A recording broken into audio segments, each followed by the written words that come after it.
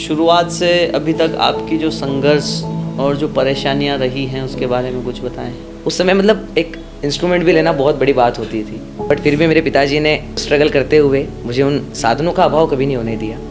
मरनो वे तो मैं मरूं श्री राधे के द्वार, कभी तो लालड़ी पूछेगी ये कौन पड़ियो है द्वार। क्या बात है। ये सवाल मेरे लिए तो ठीक है, लेकिन शायद जितने भी लोग संगीत से जुड़े हुए सबके लिए बहुत मुश्किल है। कोई अगर बेसुरा भी गा रहा है तो उसको सुर में लाने के लिए सॉफ्टवेयर हैं, ऑटो ट्यून है। नमस्कार दोस्तों, स्वागत है आपका हमारे podcast channel talk with click में। आज हम मिलने वाले हैं पंडित प्रसन्न जी परसाई, जो कि बचपन से ही म्यूज़िक का शौक़ रखते हैं, संगीत का शौक़ रखते हैं और इनका बचपन से ही बहुत लगाव रहा है संगीत की दुनिया से। आइए इनसे मिलते हैं, जानते हैं क्या है इनकी जर्नी और म्यूज़िक के बारे में, संगीत के बारे में कुछ बातें इनसे करते हैं। नमस्कार प्रसन्न भैया। जय सांवरिया सेठ भैया, जय राधा रमन सरकार। जय सांवरिया सेठ की। कैसे हैं? बस कृपा ठाकुर जी की। क्या बात है। प्रसन्न भैया बताइए, आपने बताया जैसा कि बचपन से ही आप म्यूज़िक और संगीत के शौकीन रहे हैं जी, तो कैसे हुई इसकी शुरुआत? आपको कैसे पता चला कि यार ये जो संगीत है, म्यूज़िक है, ये मेरे लिए बना है? देखिए, शुरुआत का तो मैं कहता हूँ कि जो भी मेरी संगीत की देन है, हाँ। जितना मैं सीखा हूँ, जितना मैं जानता तो नहीं। कहते हैं संगीत एक महासागर है। हाँ। कहते हैं सातों सागर को अगर मिला दो तब भी संगीत पूर्ण नहीं हो सकता है। नहीं हो सकता। कोई चीज़ अगर दुनिया में अपूर्ण है तो वो संगीत है।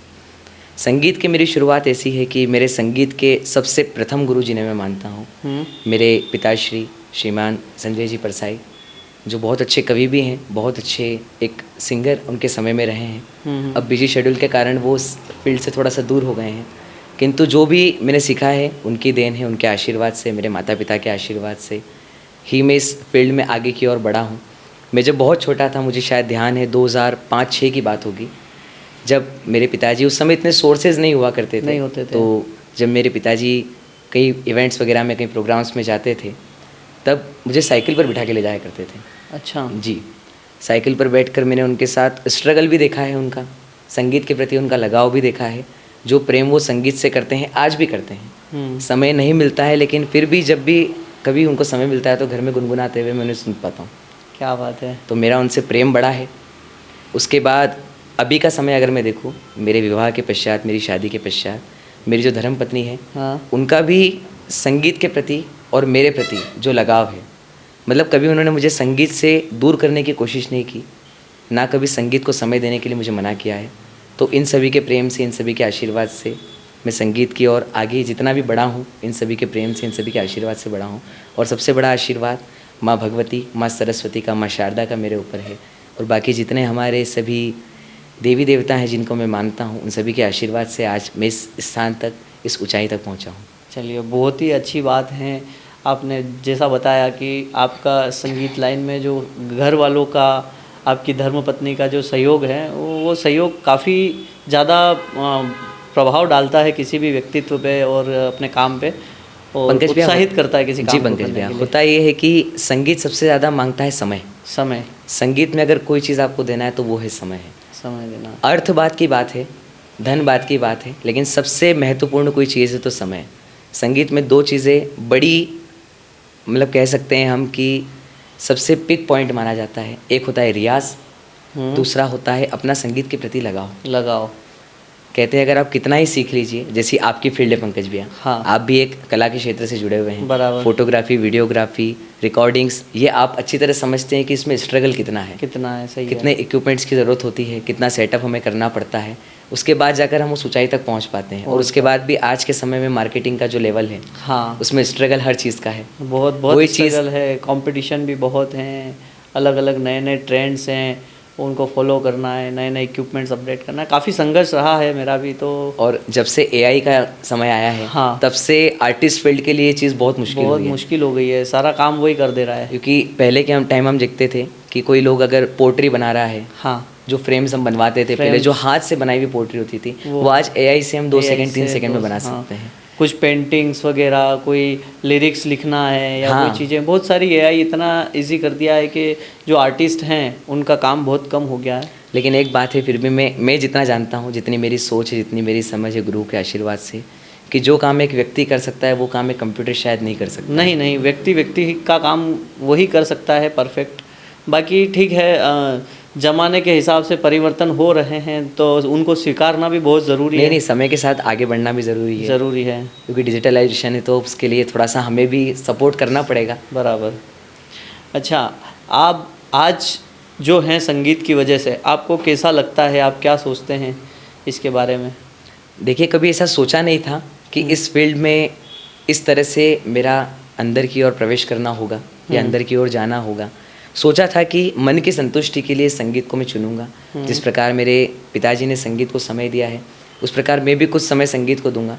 लेकिन शायद माँ भगवती को, माँ सरस्वती को या ठाकुर जी को, श्री राधे रानी सरकार को कुछ और मंजूर था या कुछ और भगवान चाहते थे कि नहीं मेरे द्वारा। क्योंकि देखिए, एक ब्राह्मण कुल में मेरा जन्म हुआ है और कहते हैं कि ब्राह्मणों को दो चीज़ें सरस्वती के द्वारा दी गई है, एक ज्ञान है और एक संगीत है। संगीत तो ज्ञान का तो इतना नहीं कहता हूँ कि मेरे पास अधिक होगा, किंतु संगीत में जितना मेरे गुरुजनों से मैंने सीखा है, मेरे संगीत के सर्वप्रथम गुरु जिन्हें मैं मानता हूँ, हमारे रतलाम शहर के बड़े अच्छे तबला प्लेयर, तबला आर्टिस्ट हम बोल सकते हैं, जितेंद्र सिंह चुंडावत, जिनसे मैंने तबले की शिक्षा ग्रहण की। अब तबले की बात ऐसे निकली है, मैं आपको बताना चाहता हूँ।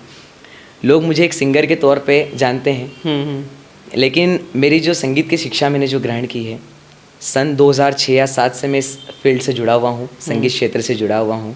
और बहुत छोटी उम्र से, कच्ची उम्र से संगीत को मैंने सुना है, समझा है, जितना मैं समझ सकता हूँ, जितनी मेरी सोच से, जितनी मेरी समझ से मैंने समझा है। तबले की ओर मेरा लगाव शुरू से था। मेरे पिताजी की इच्छा थी कि मैं एक बहुत अच्छा तबला प्लेयर बनूँ। क्या बात है। तबले की शिक्षा मैंने महाविद्यालयों से, संगीत महाविद्यालय से ग्रहण की। संगीत में मैंने विशारद पूर्ण किया, तबले से मैंने विशारद पूर्ण किया। तो मेरे तबले के जो पहले गुरु रहे हैं जितेंद्र सिंह चुंडावत, उनको मैं आज भी कहीं भी अगर मैं प्रोग्राम में अगर मेरे साथ वो होते हैं तो मैं इस बात को एक्सेप्ट करने में या बताने में हिचकिचाता नहीं हूँ कि मेरे पहले गुरु वो हैं।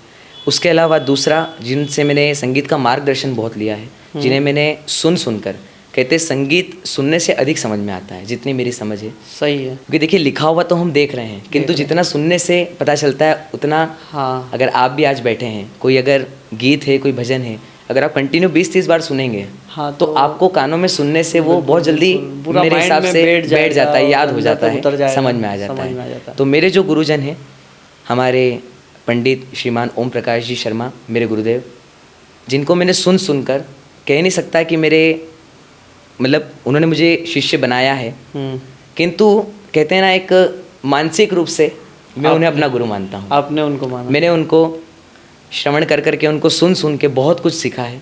हमारे पंडित श्रीमान अनिरुद्ध जी मुरारी साहब, जो बहुत अच्छे कथेवाचक हैं, हाँ, जो बहुत अच्छी कथा करते हैं, उनको मैंने सुनकर बहुत सीखा है, बहुत कच्ची उम्र से। क्या तो इन सभी का आशीर्वाद है कि आज मैं इस फील्ड में इतनी आगे तक मतलब मैं पहुँच चुका हूँ। और कृपा है ठाकुर जी की कि मतलब इतना आगे तक मैं पहुंचा हूं। और उम्मीद है, कृपा रही है अगर ठाकुर जी की, तो जो स्तर में चाहता हूं, अगर भगवान ने चाहा तो उस स्तर तक एक समय में अवश्य पहुंचूंगा। चलिए, आपको शुभकामना है उस आगे के सफ़र के लिए कि आप बहुत अच्छी और आगे जाएं और तरक्की करें। कहाँ तक जाने का मन है, कहाँ तक का आपका सपना है कुछ? देखिए, ऐसा कुछ नहीं है कि मतलब प्लेबैक सिंगर बनना है या कुछ, इतना है। देखिए, अधिकतर तो आपने मुझे देखा होगा, आप भी मुझे जानते हैं, या हमारे जो रतलाम शहर की जनता है, बाहर के जितनी भी भगवान के प्रेमी हैं, जो मुझे अधिकतर भजनों के कारण ही जानते हैं, क्योंकि धार्मिक क्षेत्र से मैं बहुत समय से जुड़ा हुआ हूँ। और उसका कारण ये है कि मेरा भगवान के प्रति लगाव बहुत ज़्यादा है, बहुत मतलब बहुत अधिक ज़्यादा है। हमारे हनुमान जी महाराज है ना, अतुलित बलधामम हेम शैलावदेहम दर्जवन किशानम ज्ञाने नामाग्रगण्यम सकल गुण निधानम वान राणामदेशम रघुपति प्रिय भक्तम श्रीवात जातम नमामि। अतुलित बल वाले हनुमान जी महाराज, अष्ट सिद्धि 9 निधि के दाता जिन्हें हम कहते हैं, जिनसे अधिक बलवान मेरी नज़र में आज तक कोई नहीं हुआ नहीं है, कोई ना हो सकता है, ना उनसे बड़ा भक्त कोई हुआ है, नहीं होगा, ना उनसे बड़ा भगवान श्री राम का प्रेमी कोई हुआ है। तो मेरा शुरू से हनुमान जी के प्रति बहुत लगाव रहा है। मैं आज भी कोई कीर्तन में, कोई भी सत्संग में जाता हूँ, अगर शुरुआत से अगर मैं उस कीर्तन में हूँ तो जैसा कि हम मानते हैं प्रथम पूजनीय गणेश जी से हम प्रारंभ करते हैं, लेकिन कभी कभी ऐसा होता है कि 1 या 2 सिंगर्स के बाद मेरा नंबर अगर आ रहा है तो पहली चरण की सेवा, पहली हाजिरी मेरी हमारे वीर बली हनुमान जी के चरणों में ही होती है, क्योंकि उनके नाम से मेरा हर काम बनता आया है। कहते हैं, एक रामचरितमानस की बड़ी सुंदर सी एक चौपाई है कि कवन सुकाज कठिन जग माही जो नहीं होई तात तुम पाही। दुनिया में ऐसा कोई काम नहीं जो हनुमान जी महाराज ना कर सकते ना हों। कर सकते। इसलिए मैं अगर किसी भी मेरे आयोजन में जाता हूँ, और मैं सभी से कहता हूँ जितने लोग मुझे अभी इस ब्रॉडकास्ट के माध्यम से सुन रहे हैं, इस चौपाई को किसी भी कार्य को करने से पहले अगर आप कहेंगे उसका 200% आपको फल मिलना निश्चित है, इतना मैं जानता हूँ। मेरा कोई भी आयोजन हो उसमें इस चौपाई के बिना मैं उस आयोजन को ना शुरू करता हूँ ना उसमें सम्मिलित होता हूँ। मैंने भी अनुभव किया है, आभास किया है। जैसे हम सुंदरकांड का जो पाठ करते हैं उसके बाद में और उसके पहले की जो एनर्जी होती है अपने खुद में, वो बिल्कुल परिवर्तित हो जाती है। बहुत पॉजिटिविटी होती है सुंदरकांड से, हनुमान जी के हनुमान चालीसा से, है ना। तो कहीं ना कहीं ये सत्य है कि हनुमान जी जितना बड़ा भगत उतना शक्तिशाली बलशाली स्वरूप, वो सब देखने को हमको हनुमान जी में मिलता है। और बहुत ही कृपा है उनकी आप पे, हम पे, दुनिया पे। जी, और देखिए मैं एक बात जानता हूँ, हनुमान जी से हम शक्ति तो सीखते हैं, भक्ति भी सीखते हैं, भक्ति भी, लेकिन किंतु एक चीज़ जो कई लोग बहुत कम सीखते हैं हनुमान जी से, वो है विनम्रता। विनम्रता। आपने जो सुंदरकांड की बात कही है, रामचरितमानस का पंचम सोपान पाठ जिसे हम कहते हैं, ठीक है, जिसमें शुरुआत ही होती है कि जामवंत के वचन सुहा है सुनी हनुमंत हृदय अति वाहे। हृदय अति वाहे। जो व्यक्ति कहते हैं हनुमान जी महाराज, जिस व्यक्ति के पास अष्ट सिद्धि है, 9 निधि है, उसको किसी को सुनने की आवश्यकता नहीं है। वो अपने मन से हर काम कर सकता है। लेकिन सोचिए, जो व्यक्ति जामवंत जी की बातों को सुनकर उसके बाद उन बातों पर अमल करके लंका की ओर प्रस्थान करता है, उस व्यक्ति में कितनी विनम्रता होती है। आप पूरे रामचरितमानस के सुंदरकांड के पाठ में देखिए, जितनी विनम्रता भगवान हनुमान जी महाराज में इस रामचरितमानस के पंचम सोपान में आप देखेंगे, उतनी मुझे नहीं लगता कि किसी और पात्र में होगी। कहते हैं प्रभिसी नगर कीजिए सब काजा, हृदय राखी कौशलपुर राजा। जिसने भगवान श्री राम को मन में बिठा लिया हो, उससे अधिक क्या हो सकता है? क्या कुछ भी नहीं हो सकता। और आज के जो जनरेशन है, लोगों को मैं कहना चाहूँगा, जो हनुमान जी के पद चिन्हों पे चले, उनका जो जीवन शैली का ध्यान में रख करके पुराने रामचरितमानस हुआ, हनुमान चालीसा हुआ, उनको फॉलो करके और आज अपना जीवन व्यतीत करेंगे तो काफ़ी परिवर्तन होगा। उनके जैसा लगाव, उनके जैसा प्रेम, भक्ति भाव, उनके जैसा बल, ये सारी चीज़ें कहाँ क्या ज़रूरत होती है, कहाँ पे क्या यूज़ करना है, वो उनसे हम लोग सीख सकते हैं। बिल्कुल सीख सकते हैं, बिल्कुल। आप रामचरितमानस में जहाँ से हनुमान जी महाराज का प्रारब्ध हुआ है, जहाँ से हनुमान जी महाराज रामचरितमानस में जिस पात्र में जुड़ते हैं, भगवान श्री राम से जब भेंट करने के बाद जब हनुमान जी महाराज श्री राम से जुड़े हैं, तब से लेकर आप पूरा चरित्र हनुमान जी का अंत तक देखिए, है ना। बहुत कहते हैं कि हनुमान जी को जब भगवान ने मोतियों की माला दी थी, भगवान ने मोतियों की माला को तोड़ तोड़ कर देखा, बोले ये मेरे किस काम की, जिसमें भगवान श्री राम नहीं, वो मेरे किस काम का। कहते हैं जा पर कृपा राम की हुई, ता पर कृपा करे सबको हुई। क्या बात। जिस पर भगवान श्री राम की कृपा है, उसका कोई बाल भी बांका नहीं कर सकता। चलिए, बहुत अच्छी बातें आपने कही हैं। शुरुआत से अभी तक आपकी जो संघर्ष और जो परेशानियां रही हैं, उसके बारे में कुछ बताएं। देखिए, संगीत ऐसा क्षेत्र है जो भरा ही परेशानियों से है।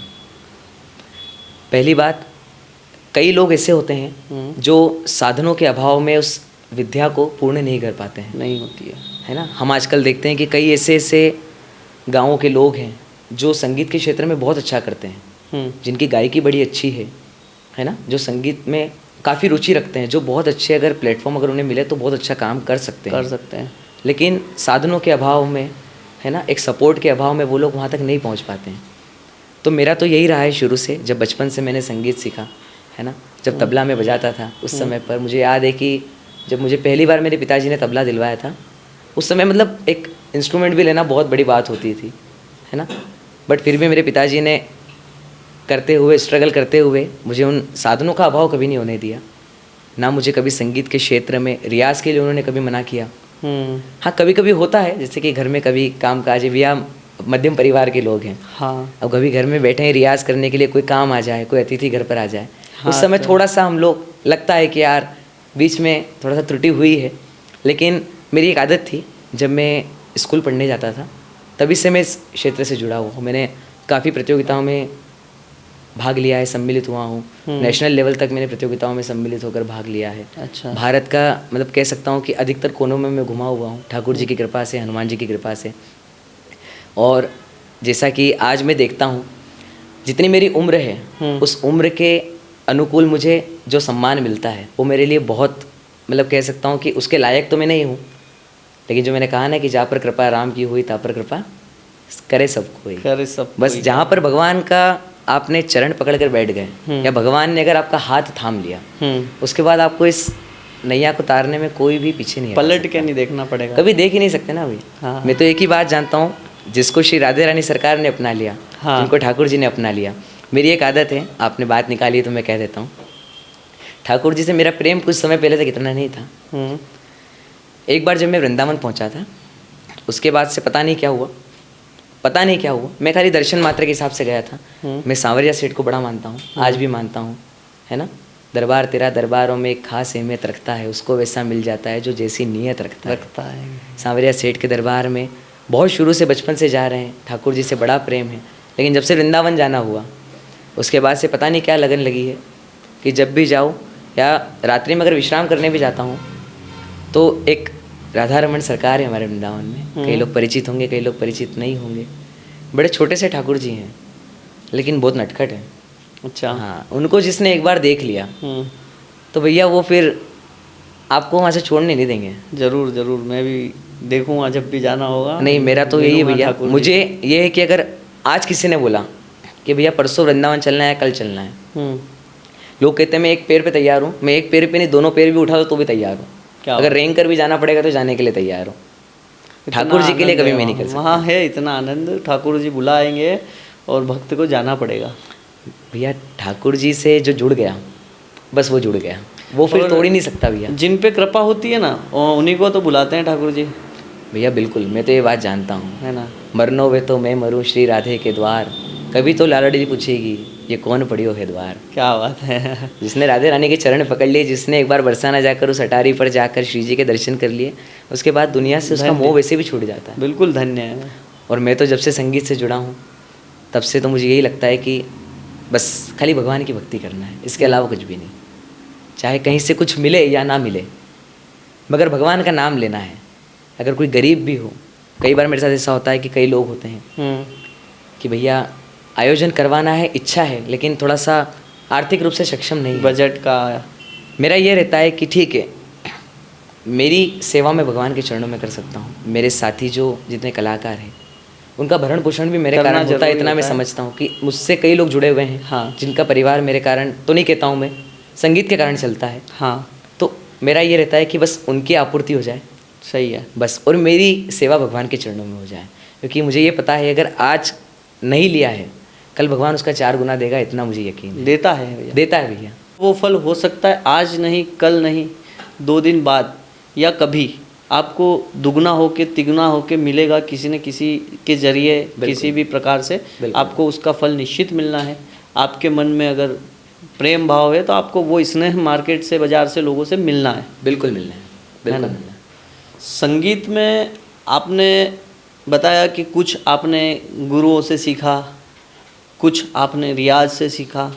ऐसी कोई क्लासेस भी आपने ली हैं संगीत के लिए जिसका आपके संगीत वाले पार्ट में कुछ प्रभाव रहा या आपको कुछ अच्छा नया सीखने को मिला? ऐसी कोई क्लासेस आपने ली है? जी, एक्चुअली ऐसा कहते हैं, संगीत में मैंने एक चीज़ सुनी है, मतलब सुनी है, कह तो नहीं सकता है कि सत्य है या नहीं, लेकिन जहाँ तक मुझे लगता है कि सत्य हो सकती है। आप एक बात देखिए, कहते हैं एक गुजरात जो क्षेत्र है, गुजरात जिसे हम कहते हैं, गुजरात का संगीत आपने सुना होगा। सुना कितना मधुर संगीत लगता है। बिल्कुल है। कहते हैं गुजरात में संगीत का जन्म हुआ है। अच्छा, ऐसा सुना है मैंने कि गुजरात में संगीत का जन्म हुआ है। पंजाब अगर आप जाएंगे, पंजाब का संगीत आपने सुना, जोशीला संगीत एकदम, हाँ है ना, वीर रस से और बिल्कुल भरा हुआ, हाँ है। तो ऐसा कहते हैं पंजाब में जो संगीत है वो जवान हुआ है। और राजस्थान का संगीत आप सुनिए, राजस्थान का संगीत आप सुनते हैं, सुना होगा, हाँ, एक कभी कोई सारंगी लेकर बैठा है, हाँ, है वो ओल्ड एज, हाँ ओल्ड एज, जो बिल्कुल जो टिपिकल राजस्थानी संगीत होता है। अगर आप मांड सुनी है, हाँ है ना, राजस्थान में फोक सॉन्ग आप देखो, फोक सॉन्ग आप जैसे आप सुनते हैं, केसरिया बालम वगैरह जो आप सुनेंगे तो सुनकर कितना आनंद आता है, सुकून लगता है ना। तो ऐसा कहते हैं कि राजस्थान में संगीत बूढ़ा हुआ है, अच्छा, हाँ, ऐसा हम लोग सुनते हैं। क्या मैंने बात मेरे है। बड़े लोगों से सुना है, हाँ। गुरुजनों से सुना है, तो मुझे ये अनुभव होता है, लगता है। अच्छा भैया, एक मेरे मन में सवाल आया। हमने देखा पंजाब की बात की है, राजस्थान की बात की है, गुजरात की बात की है, ऐसे ही और भी कई राज्य हैं जैसे कि भोजपुरी संगीत होता है। जी। ऐसे हमारे मध्य प्रदेश के लिए एक तो मालवा भाषा के लिए संगीत में मुझे लगता है कि कम रुचि रखते हैं लोग, या कम सुनना पसंद करते हैं, या संगीतकार जो हैं मध्य प्रदेश के वो मालवा में नहीं जाना चाहते हैं, क्योंकि गुजरात में गुजराती लोगों ने बहुत संगीत में अपना वो भाषा का प्रयोग करके और बहुत संगीत दिए हैं। ऐसे ही राजस्थान में अपन देख लेते हैं, जी। पंजाब में देख लेते हैं, तो मध्य प्रदेश में ऐसा क्यों नहीं है कुछ? देखिए, मध्य प्रदेश में कहते हैं हर जगह संगीत की कुछ कैटेगरीज अलग अलग हो जाती है। होती है, हाँ। जैसे आप उत्तर प्रदेश की बात करें, है ना, तो जैसे अगर हम मथुरा वृंदावन इस तरफ की बात करें तो ब्रज भाषा अधिकतर उपयोग होती है। ब्रजवासी, हाँ, ब्रज ब्रज भाषा भाषा में वो लोग संगीत बनाते हैं, या कोई भी उनके जैसे सूरदास के पद हैं, जो पद वो लोग गाते हैं, पदावली जो चलती है वृंदावन वगैरह हाँ। में, आप कभी सुनेंगे, ठीक है।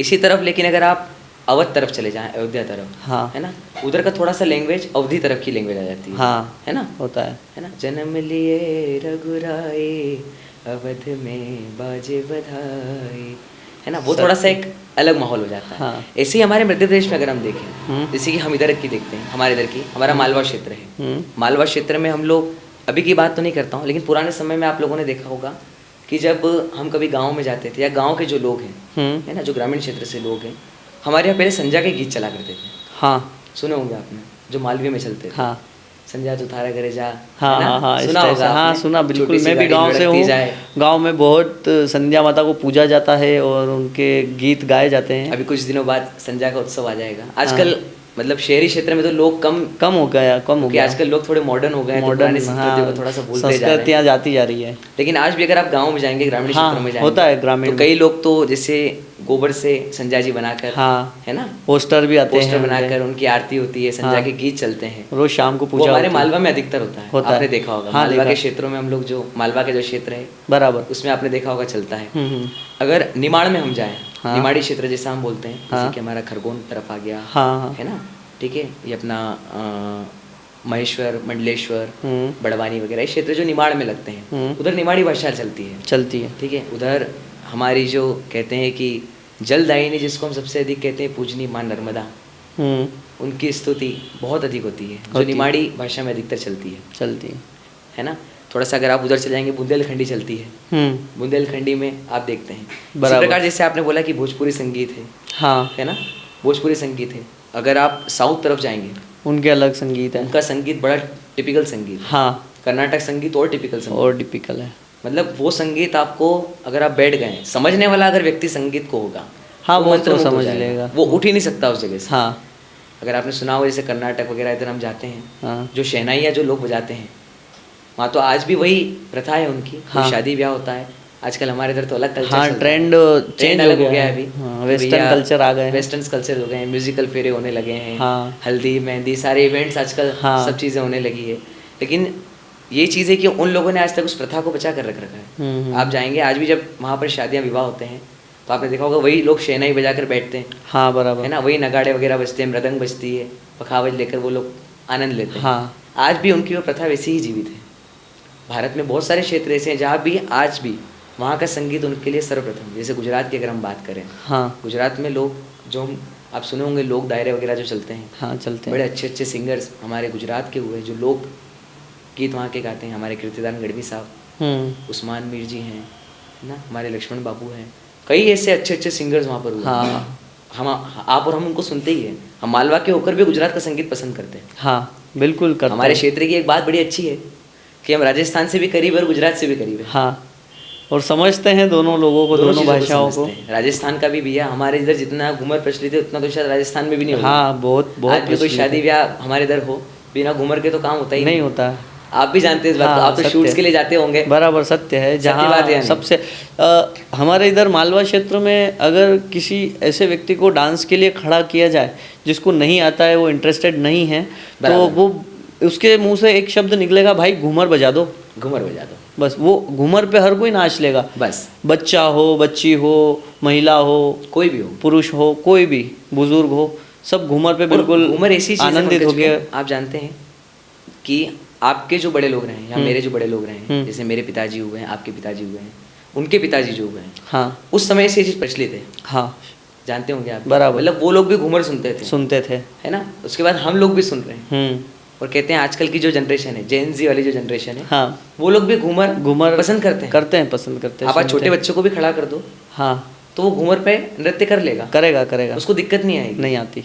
है ना। हाँ लेकिन कुछ चीज़ें ऐसी है जो हर व्यक्ति एक्सेप्ट नहीं कर पाता है। हाँ अगर आज कोई वेस्टर्न म्यूजिक है तो हाँ, वो बड़े उसको- बुजुर्ग लोग उसको नहीं, वो ना सुनते हैं ना नकार समझते देंगे हैं। वो। उनके लिए वो चीज़ एक्सेप्टेबल ही नहीं, नहीं है। उन्होंने वो चीज़ कभी सुनी ही नहीं, नहीं उस टाइम की जनरेशन नहीं थी। सही है। वो चीज़ थोड़ी आप और मैं भी अवॉइड करते होंगे। हाँ करते हैं। भैया आज आपको भी अगर ये खड़ा कर दिया, कोई ट्रांस लगा दिया, नहीं तो हो वो पाएगा। हमारे लिए एक्सेप्टेबल नहीं है। सही है। लेकिन अगर वहीं कोई पुरानी चीज़ अगर लगा दी, अरे आनंदित हो जाएंगे। कहीं गरबे लगा दिए अगर, हाँ। तो भैया हर आदमी सम्मिलित, सही है। बच्चा हो, बड़ा हो, बुजुर्ग हो, हाँ। जिसको नाचना नहीं आता वो भी चले जाएगा। वो भी करेगा। ये संगीत का प्रभाव है। सही है। प्रसन्न भैया बताइए, पुराने जो संगीत होते हैं और अभी के जो संगीत हैं उनमें क्या अंतर है आपके अनुसार?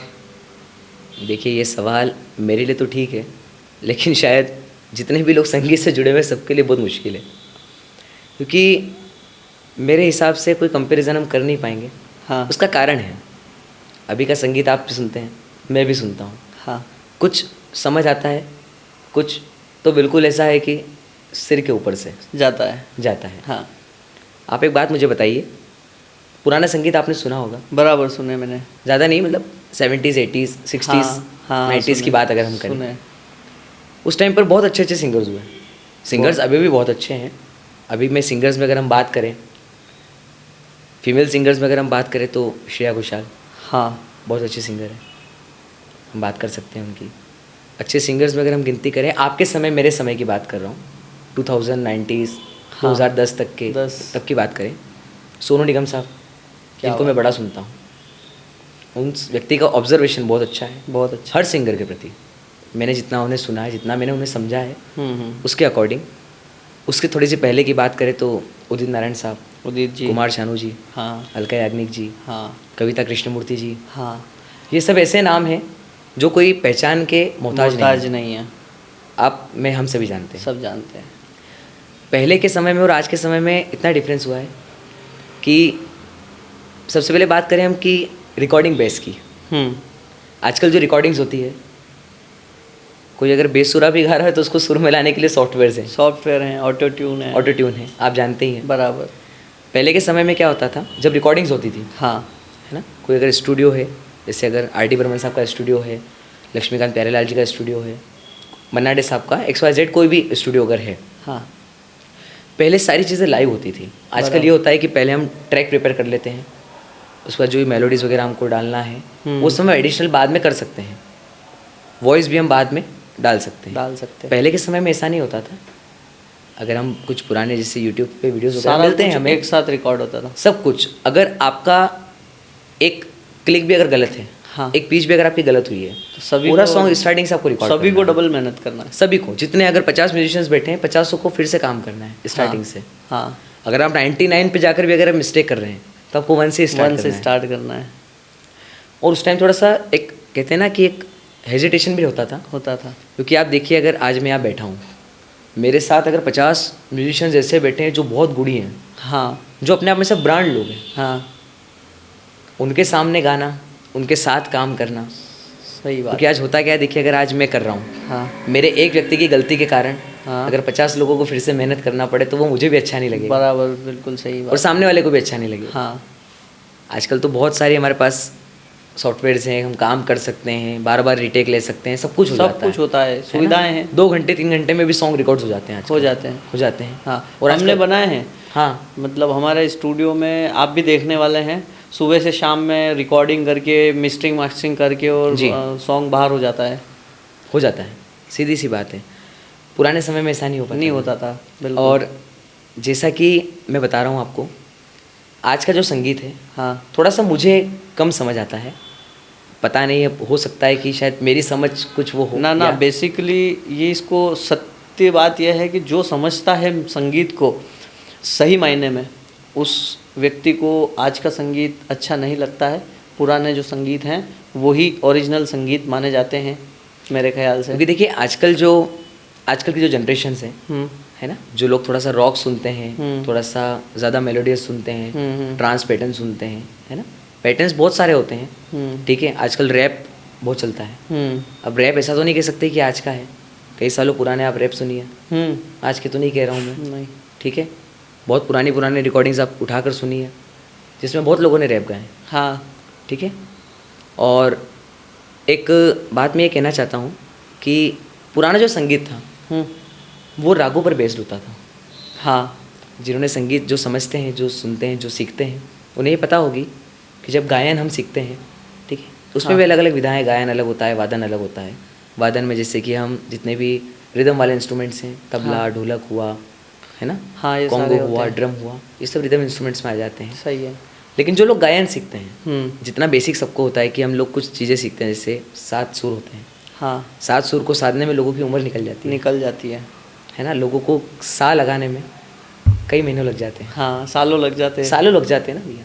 अब वो आजकल ठीक है, अब लोग नहीं करते हैं, आजकल सबको क्या गरम गरम चाहिए होता है। हाँ, डायरेक्ट ऊपर से कर लेते हैं, जो है गाना है तो इस टाइप से गाना, उस टाइप से वो अभी हो कुछ जाता दिन है। पहले ही मैंने एक इंटरव्यू सुना, बहुत अच्छे गज़ल सिंगर हैं, जो पुराने लोग हैं उनसे बहुत अच्छे परिचित हैं, आजकल की जनरेशन शायद ना जानती हो, मेहंदी हसन साहब। उनका एक इंटरव्यू मैंने सुना अभी, आप खुद शौक होंगे, या मतलब थोड़ा सा आपको भी एक धक्का लगेगा कि उनका जो कैरियर उन्होंने शुरू किया वो 40 साल के बाद शुरू किया है। अच्छा।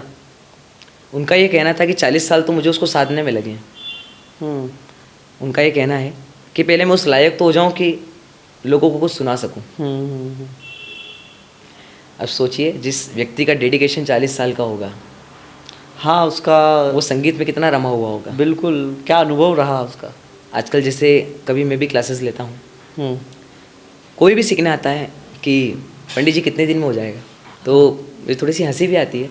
हाँ, वो क्या पूछ रहा क्योंकि है। पिछले, मतलब मैं कहूँ तो 18-19 साल से तो संगीत से मैं जुड़ा हुआ हूँ, और मैं ये कहता हूँ कि अभी मुझे संगीत में 0.00000000 का नॉलेज है।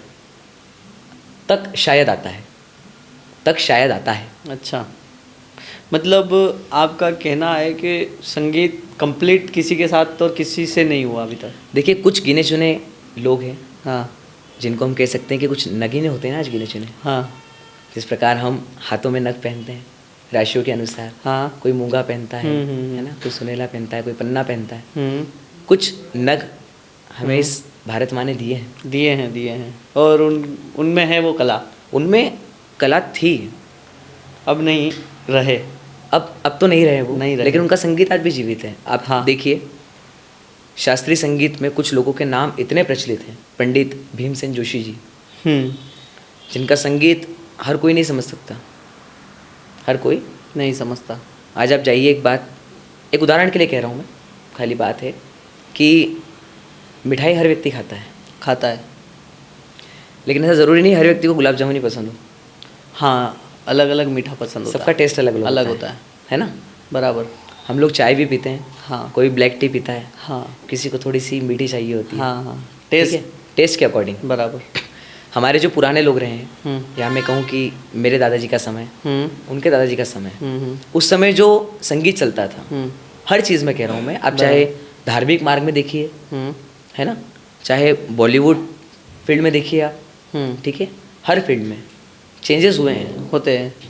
वो लोग, अब आपके पिताजी या मेरे पिताजी, वो जो संगीत सुनते थे, है ना, वो आजकल की जनरेशन नहीं सुनती है। बराबर। हाँ। अब आज आप किसी को मोहम्मद रफ़ी साहब का कोई बहुत पुराना गाना लेकर बिठा दो, हाँ, उसको बोरिंग लगेगा, या उसको वो चीज़ समझ नहीं आएगी। समझदार व्यक्ति होगा जो ज्ञान रखता है संगीत का, वो बिल्कुल उसको सुनेगा और उसको अच्छा लगता है। हाँ, आजकल की जनरेशन को थोड़ा सा धूम धड़ाका ये सब थोड़ा ज़्यादा पसंद है। वो जनरेशन, वेस्टर्न कल्चर, और जो शादियों में और आजकल पार्टीज़ का जो माहौल है, उस अकॉर्डिंग चल रहा है। हाँ, लेकिन बात वही है ना कि मैं इसको थोड़ा संगीत नहीं मानता हूँ, क्योंकि संगीत तो वही जो माँ सरस्वती ने दिया है। हाँ, कहते हैं भोलेनाथ के डमरू से संगीत की उत्पत्ति हुई है। हाँ, है ना। आज भी जब भोलेनाथ का डमरू बजता है आप जाते होंगे, हम उज्जैन जाते हैं, महाकाल की सवारी में जाते हैं, बराबर। जो आज भी डमरू का नाद बनता है, हाँ, उस पर हर आदमी मंत्रमुग्ध हो जाता है, होता कोई है। भी व्यक्ति हो, सही है। कोई भी व्यक्ति हो। हम्म, आज अगर ढोल की थाप बज रही है, उसके साथ अगर डमरू की थाप चल रही हो, तो महादेव की बात भक्ति ही अलग आपके अंदर अपने आप जागृत हो जाएगी। बिल्कुल सही बात है भैया। मैं अगर गलत कह रहा हूँ तो हो सकता है शायद मैं गलत कह रहा हूँ। ना ना, सही है वो, कहीं ना कहीं। आज अगर हम कोई सितार प्लेयर को सुन रहे हैं, हम्म, ठीक है, ऐसा नहीं है कि नहीं हो रहा है। हम्म, आप देख रहे होंगे कि आजकल लोग, हमारे एक बहुत अच्छे सितार प्लेयर अभी यंगस्टर्स के बीच में फेमस हैं। कौन? नाम तो मुझे थोड़ा सा उनका ध्यान नहीं आ रहा है, हाँ, बट उनके भी शोज़ बड़े चल रहे हैं। अच्छा, हाँ, तो उनका जो सितार का पैटर्न हाँ, है ना, एक कुछ चीज़ उनकी मुझे याद है, जैसे आपने सुना होगा, सितार बजाते जाते उन्होंने गाया था, धीम ता धीम ता धीम ता धीम ता दा ना ना ना धीम धीम धीम ता ना ना धीम धीम। सुना होगा हाँ, आपने हाँ, कहीं? हाँ, सुना, ठीक है? सुना, बराबर। तो लोग सितार को पसंद कर रहे हैं। हाँ, ऐसा नहीं कि पुरानी चीज़ें गायब हो गई है, गायब नहीं हुई, लेकिन कुछ लोग कर रहे हैं, कुछ लोग कर रहे हैं। कुछ सिलेक्टेड लोग कर रहे हैं। सही आजकल है। ऐसा नहीं कि आजकल संगीत नहीं बनता है। कुछ सिंगर्स को आप सुनिए जो आज भी कंपोजिशंस बहुत अच्छी अच्छी बनती है। बनती है। आज भी कुछ म्यूजिक डायरेक्टर्स हैं जो बहुत अच्छी अच्छी कंपोजिशंस बनाते हैं। उनमें मैं नाम लेना चाहूँगा कुछ अच्छे लोगों का, जिससे संजय लीला बंसाली साहब, उनका संगीत आप सुनिए, आज भी वो ट्रेडिशन को लेकर चलते हैं। बिल्कुल चलते हैं। चाहे पद्मावती के सॉन्ग सुनिए, है ना, या कोई भी अच्छी मूवी रामलीला के आप सॉन्ग सुन लीजिए, सही है ना, उनके जो कंपोजिशन है, मतलब आप बहुत सुन अलग सकते है, हैं। बहुत अच्छे हैं। आदमी सुनता है, बिल्कुल सुनता है ना। हाँ, आज भी अगर आप पद्मावती का घूमर सुनेंगे तो आपको आनंद आएगा, आनंदित हो जाते हैं। अच्छा लगता है सुनने बराबर। में। एक और नाम लेना चाहूँ मैं, हमारे महाराष्ट्र के बहुत अच्छे म्यूजिक डायरेक्टर्स हैं जिनका म्यूजिक मुझे पर्सनली बहुत अच्छा लगता है। उनका नाम है अजय अतुल जी। अच्छा, उनके कुछ सॉन्ग्स आपने सुने होंगे, श्री गणेशा देवा। हाँ, देवा श्री गणेशा, बहुत बहुत बढ़िया। उनका जो म्यूजिक है, आप उसमें देखिए वो जो इंस्ट्रूमेंट्स यूज़ करते हैं ऑलमोस्ट सब महाराष्ट्र के ही होते हैं। महाराष्ट्र के ढोल नगाड़े, हाँ। इनको लेकर वो जो बनाते हैं, उसका तोड़ नहीं है, तोड़नी है, और वो सुनने में इतना अच्छा लगता है। ऐसा नहीं कि जोश से कितना भरा हुआ है, भरा हुआ है। कितने कंपोजिशन आप उनकी देख लीजिए। सही है। सोलफुल म्यूजिक भी हम देख सकते हैं। आज के सिंगर्स का जो मैंने बोला, श्रेया घोषाल जी, हाँ, अरिजीत सिंह, बराबर। हमारे टाइम के सोनू निगम साहब, उदित नारायण जी, अलका याग्निक जी, कुमार सानू जी, उनसे पहले जाएं तो कविता कृष्णमूर्ति जी। हाँ, अभी एक नाम और मैं लेना चाहूँगा जी। मैं मिला हूँ पर्सनली उनसे, कैलाश जी खेर। अरे मैं पर्सनली मिला हुआ हूँ, उनके लाइव शोज़ मैंने देखे हैं, 2-3 बार मैं गया उनके शो में। मतलब भैया यार, उनका जो लिरिक्स होते हैं, पता नहीं लाते कहाँ से हैं। उन्होंने कहीं से बताया भी है कि बड़े अंदर से निकलते हैं मेरे जो गानों के बोल हैं, वो पुराने जो ग्रंथ होते हैं उनसे। पर आज भी उनको भारत रत्न प्राप्त हैं, और उन्होंने जो युवाओं में उनके गानों से, उनके भजनों से जो जोश भरा है, उनकी बात भी एक अलग है। देखिए, होता ही है, वो जो व्यक्ति है जिसकी आपने बात कही है, गंगा घाट से जुड़ा हुआ व्यक्ति है। हाँ, आप जानते होंगे इस बात को। बराबर बराबर। जहाँ से वो उठे हैं, हाँ, माँ गंगा के घाटों से उन्होंने गाना शुरू किया। हाँ, वहाँ से गाते गाते आज वो जिस मुकाम पे हैं, वो किसी, मुझे लगता है पूरे इस जितना हमारा वर्ल्ड है, उसमें हर कंट्री के लोग उन्हें जानते हैं। हाँ, सब जानते हैं उन्होंने। मेरी जो लाइफ की सिंगिंग की जो शुरुआत है, जैसे मैंने आपको बताया कि मैं तबला मैंने बजाया है, उसके बाद जो मेरी सिंगिंग की शुरुआत है, लाइफ में पहली बार जो लाइव स्टेज पर मैंने सॉन्ग गाया था, कैलाश खेर साहब का तेरी दीवानी। क्या बात है। आज भी अगर आप मेरी प्रोफाइल को उठाकर फेसबुक वगैरह की देखेंगे, उस पर स्क्रॉल करेंगे, 2008-9 की जो पोस्ट मेरी अगर होगी, हाँ, उसमें आपको कैलाश खेर साहब की फ़ोटोज़ मिलेंगे। क्या बात है। मैंने उस व्यक्ति को बहुत सुना है। अच्छा, बहुत सुना है, बहुत ऑब्जर्व किया है। उस व्यक्ति की जो कहते हैं ना, एक गायकी वो होती है जो आपको भगवान से लो लगा देती है। हाँ, वो जुड़ के गाते हैं भगवान से। बताएंगे किस टाइप के संगीत को सुनने से मानसिक स्थिति मजबूत होती है? ऐसा नहीं है कि बिल्कुल आपको टिपिकल क्लासिकल सुनना है, प्योर क्लासिकल, सेमी क्लासिकल आप सुन सकते हैं, हाँ, ठुमरी आप सुन सकते हैं, हाँ, ठीक है, गज़लें आप सुन सकते हैं, गज़लें हम सुनते हैं। हाँ, सुनते हैं। गज़लों में कितना संगीत दिखाया गया है। हाँ, बहुत। जितना वेरिएशन गज़लों में होगा मेरे हिसाब से, उतना शायद किसी और संगीत की विधा में नहीं हो सकता है, मुझे जहाँ तक लगता है। बराबर। गज़लों में आप सुनिए, एक राग से दूसरी राग की सुंदरता दिखाना, तुरंत तुरंत तुरंत चेंज होता है, चेंज करना, प्लेटफॉर्म चेंज करके और वापस उसी प्लेटफॉर्म पर आना, वापस आना, वापस और बनाकर किसी आना। पे जाना। कोई भी गज़ल सिंगर आप देखिए, हाँ, गज़ल का जो सोल होता है, हाँ, है ना, गज़लों को लिखने वाले, हाँ, आजकल तो लिरिक्स कुछ भी हो जाती है, कुछ भी लिख सकते हैं, कुछ भी हो लिख जाती देते हैं। है ना। पहले के लोग जो लिरिक्स लिखते थे, ऐसा नहीं कि बस मन में आया और लिख दिया, उसको नदी के घाटों पर बैठकर, हाँ, जंगलों में बैठकर, वनों में बैठकर वहाँ बैठ कर के लोग उन गज़लों को लिखा करते थे, संगीत को लिखा करते थे, लिरिक्स को लिखा करते थे, ठीक है, उसको कंपोजिशन किया करते थे, एहसास होता था ना। हाँ। हम जैसे आपने हिंदी पढ़ी होगी, मैंने भी हिंदी पढ़ी, बराबर। हिंदी में रस होते हैं, हाँ, श्रृंगार रस है ना, वात्सल्य रस, हास्य रस है ना, वीर रस, रौद्र रस, सब होता है, ठीक है। हर रस का एक प्रभाव होता है। जब तक उस रस में आप उतरोगे नहीं, हाँ, उसका फील नहीं आएगा, वो नहीं दे पाओगे। रागों में भी वही चीज़ होती है। हाँ। रागों में क्या होता है मैं आपको बताता हूँ।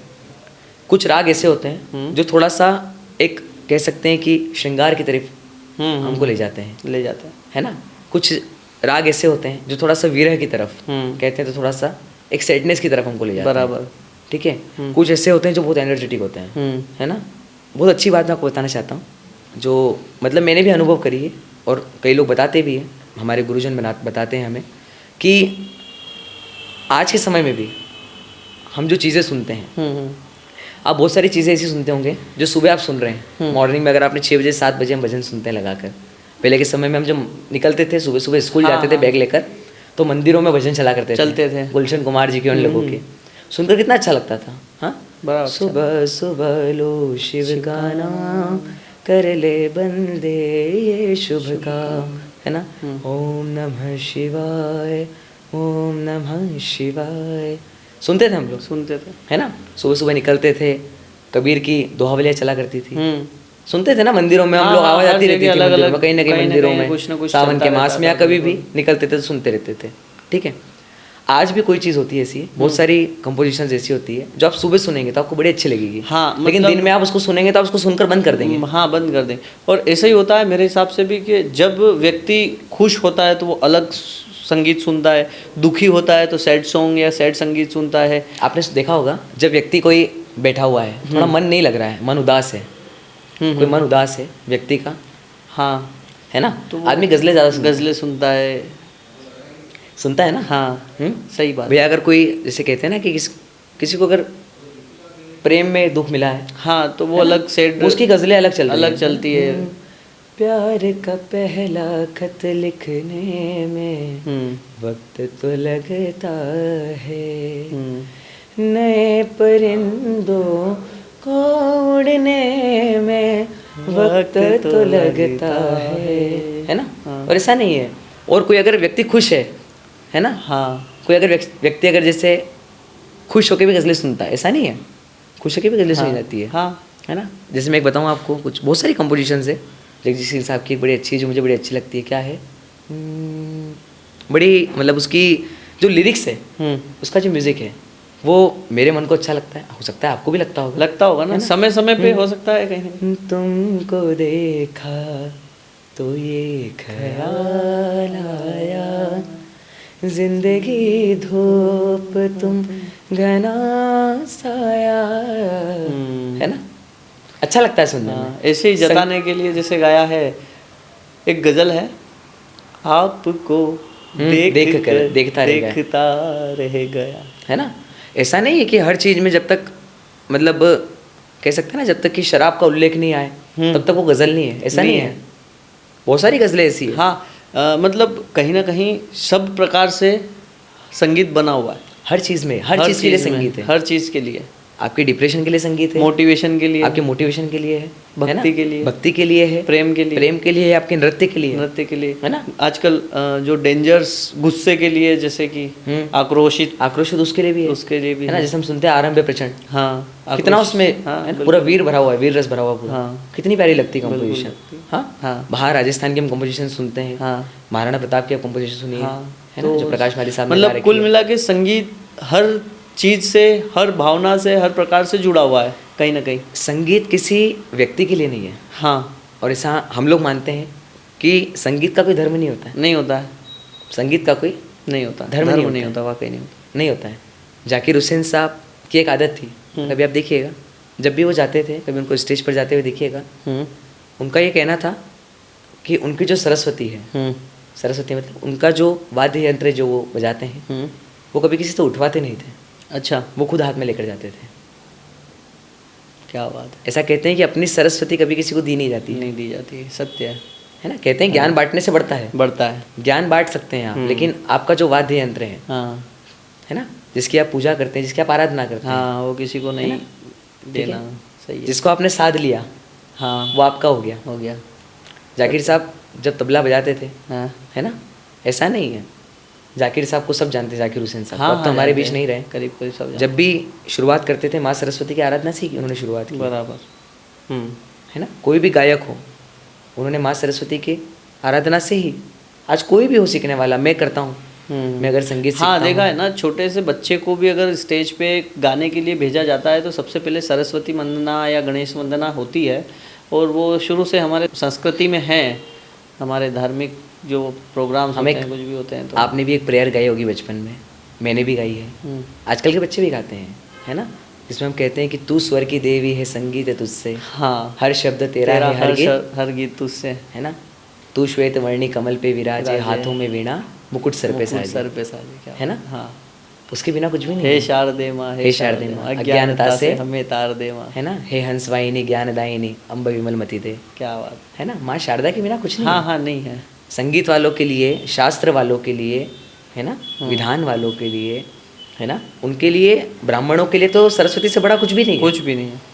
ब्राह्मणों को अगर कुछ दिया है तो सरस्वती नहीं दिया है, जो भी दिया है, एक हाथ में पुस्तक दी है, एक हाथ में संगीत दिया है। संगीत दिया, वीणा आप इसकी दिया। आराधना करो, बिल्कुल बस करो। इसके अलावा कुछ भी नहीं करना। हम और आराधना कहते करते हैं ना, कहते हैं आजकल आजकल क्या शुरू से सुनते आ रहे हैं हम लोग के, जब आप कुछ अच्छा बोलते हो, अच्छा तो जुबान पे आपके, कंठ में आपके सरस्वती विराजमान। हम बोलते हैं ना कि 24 घंटे में एक बार सरस्वती बैठती है ज़ुबान बैठती पर। है। इसलिए व्यक्ति को हमेशा अच्छा बोलना चाहिए, अच्छा बोलना चाहिए। हम बड़े बुजुर्गों का आशीर्वाद लेते हैं। हाँ लोग कहते हैं कि शतायु भव, हाँ। है ना, खुश रहो, खुश रहो। आनंद करो।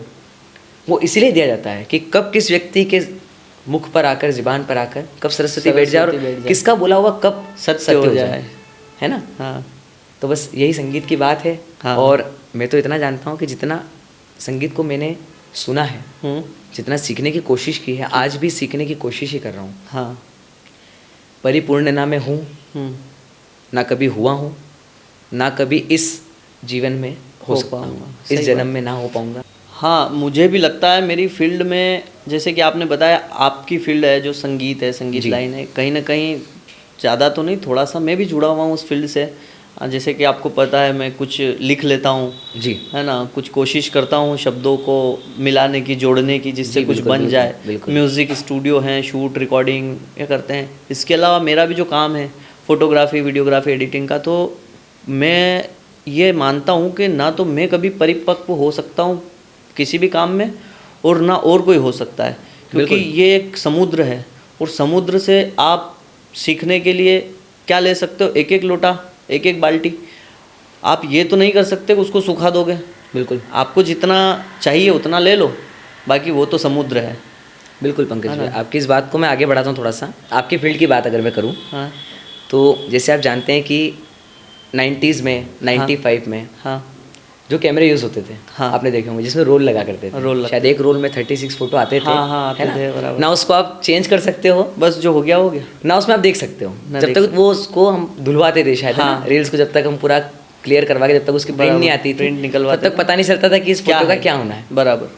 ठीक है, ऐसा ही वीडियोग्राफी में होता था। हाँ। पहले की एडिटिंग्स अलग चलती थी, हाँ है ना, पहले सही। जो VFX यूज़ होते थे, हर चीज़ अलग है। आज हम उस चीज़ को देखते तो हमको खुद को हंसी आती है। हाँ कि ये क्या है। ठीक है, आज आपके पापा मम्मी की शादी की अगर आप वीडियोस देखेंगे तो आपको भी हंसी आएगी। हाँ सही बात। क्या क्या लाइटिंग्स यूज़ हुई है, हाँ। है ना, क्या एंगल यूज़ हुए हैं। हाँ। पहले कोई कट नहीं होता था, नहीं होता था, पूरा जो बिल्कुल वीडियोस है वो ऐसा जो कैसा चल रहा है, as it is, चल रहा है, हो बस रहा है। वही चल रहा है। कोई एंगल, कोई इतना फ्रेम, लाइटिंग्स नहीं, composition, कोई इतना कुछ भी इफेक्ट्स नहीं, कुछ है ना। नहीं। आज आजकल तो हमारे पास बहुत सारे साधन है। करने के लिए। ठीक है, उसके बाद थोड़ा सा अपडेट हुए, आज और अपडेट हुए। और ठीक है, अब कैमरेज हाईटेक हो गए हैं, हाँ। उसमें लेंसेज अलग अलग आने लग गए हैं। सही है। उसमें भी आपके पास बहुत कैटेगरी है, हाँ। आपके पास बहुत कंपनीज है जिसके आप इक्विपमेंट्स यूज़ कर सकते हो। कर सकते हैं। आज एडिटिंग भी आप लोग पहले जैसे एक गिने चुने, मतलब जैसे हम फोटोशॉप यूज़ करते थे, बराबर, सॉफ्टवेयर कुछ होते थे, कुछ होते थे। आज हमारे पास बहुत ऑप्शंस है, बहुत ऑप्शन है। बहुत कंपनीज आज तो AI ऑटोमेटिक वीडियोस, हम लोग जो पॉडकास्ट कर रहे हैं जी, AI एडिट करके दे देगा। मैं वही बोल रहा हूँ ना। और आने वाले टाइम में आज से 5-7 साल बाद और क्या होगा, हाँ उसके लिए आपको भी अपडेट होना है। वो चीज़ आपके लिए भी नहीं होगी, हाँ वो चीज़ आपके लिए भी नहीं नहीं होगी, जिसको आपको सीखना पड़ेगा, सीखना पड़ेगा। अच्छा समझना पड़ेगा। वो सीखेंगे, उसके बाद फिर कुछ और नया आने वाला है, मतलब इसका अंत नहीं है सीखने का। बिल्कुल, आप सीखते जाओ, करते जाओ। जैसे मैं आपको एक उदाहरण दूँ इसी बात का, कि पुराना संगीत, बीच का संगीत, अभी का संगीत। एक अगर इसको मैं बॉलीवुड फील्ड में अगर बताऊँ, ठीक है, अगर एक पुराने संगीत में हम देखें कोई भी, जैसे मोहम्मद रफ़ी साहब का गाना है, किशोर कुमार जी का गाना है, लता जी का कोई भी गाना है ना, उसका देख लो आप। और थोड़ा सा बीच में अगर 90s 2000 में हम आए, उसका देख लो। उसके बाद थोड़ा सा इधर के समय में हम देखते हैं जो चेंजेस मैं आपको थोड़ा सा बताना चाहूँगा, मतलब आपको भी और जो लोग मुझे सुन रहे हैं, कि क्या डिफरेंस हुआ है। हाँ, ठीक है। जैसे आजकल की जो जनरेशन है उनको इतना समझ नहीं आता है कि यार क्या होता है। हाँ, जो नॉलेज रखता है वही रखता है, जो रखता है वो रखता है। जो अच्छे म्यूजिशियंस हैं, जिन्होंने अच्छा इंस्ट्रूमेंट्स बजाए हैं, हाँ, जो कई सालों से काम कर रहे हैं, हाँ, बहुत अच्छे अच्छे इंस्ट्रूमेंट्स प्लेयर हैं, बहुत अच्छे अच्छे म्यूजिशियंस हैं, बहुत अच्छे अच्छे सिंगर्स हैं। हाँ, जैसे सोनू निगम साहब की अगर मैं बात करूँ, ठीक है, उस व्यक्ति को आप किसी भी सिंगर की सॉन्ग को लेकर सुन लीजिए, वो उस व्यक्ति का आपको टच दे सकता है। हाँ, सोनू निगम साहब का अगर कोई मोहम्मद रफ़ी साहब का गाया हुआ नगमा होगा, वो आप सुनिएगा पूरा, तो देखिए रफ़ी साहब तो रफ़ी साहब थे। हाँ, वो तो वो उनका लता जी थे, सही बात। किशोर दा थे। हाँ, ठीक है, उनको कोई ना कॉपी कर सकता है, नहीं कर सकता है ना। मुकेश जी थे, हाँ, उनको ना कोई कॉपी कर सकता है, कोशिश कर सकते हैं, कोशिश बराबर कर सकते ठीक है। हो सकता है कोई उनसे 20 गा दे, हैं। ठीक है, लेकिन जो उन्होंने 19 गाया है, सेम नहीं देगा वो, जो उन्होंने 19 गाया है, वो नहीं दे पाएगा ना, वो कोई नहीं दे पाएगा। हाँ, जो लता जी की गले की हरकतें हैं, जो मुड़कियाँ हैं, जो मोहम्मद रफ़ी साहब का फील है, हाँ, ठीक है ना। सही बात। जैसे कि कोई भी आप नगमा ले लीजिए मोहम्मद रफ़ी साहब का, लता जी का ले लीजिए, जैसे मैंने पूछा चांद से कि देखा है कहीं मेरे यार सा हंसी, चांद ने कहा चांदनी की कसम नहीं नहीं नहीं, मैंने पूछा चांद से।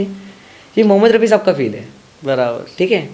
इसी में अगर आप एक लता जी के फील में जाइए, लता जी का गाया हुआ कोई भी आप नगमा उठा लीजिए, कोई भी चीज़ आप देख लीजिए, ठीक है, लता जी को कॉपी करना ना कोई कॉपी कर सका है, नहीं कर सका, और ना ही उन्होंने किया है। जो स्वयं अपने आप में सरस्वती है, वो खुद से ही है, उनके पास जो है आशीर्वाद है माता का, कोई नहीं कर सका, नहीं कर सका, कोई नहीं कर और सका। आज भी और 100-200 साल बाद भी वो जिंदा रहेगी अपने म्यूज़िक के ज़रिए, अपने संगीत के ज़रिए। मैंने जहाँ तक सुना है, जो अनप्लग्ड बाद में मैंने सुने 2018-19 तक 17 तक आते आते कोविड के टाइम में, जितने लोगों ने स्टूडियोज़ में अनप्लग्ड बनाए हैं, फ्यूजन्स बनाए हैं, लॉफी वर्जन्स बनाए हैं, उसमें कुछ नगमे जो आप भी मुझसे एग्री करेंगे, जो लोगों ने बहुत यूज़ किए हैं।